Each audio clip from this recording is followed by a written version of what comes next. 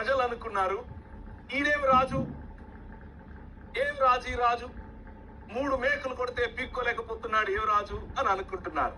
కానీ కొలస్సీలకు రాసిన పత్రిక 2వ అధ్యాయం చెబుతోంది, అంధకార సంబంధమైన దురాత్మ సమూహముల చేత పీడింపబడుతున్న సమస్త రాజ్యములు, సమస్త జన సమూహములు, సమస్త ప్రజలను, ఆయన బాహాటముగా వారి మీద రాజ్యం చేస్తున్నటువంటి శక్తులను ఓడించి మరణం అనేటటువంటి ప్రధానమైన శత్రువును ఓడించి ఆ మరణాన్ని చంపి 3వ దినమున తిరిగి లేవటానికి వచ్చినటువంటి రాజు ఈ రాజు. ఇది నీ రాజు.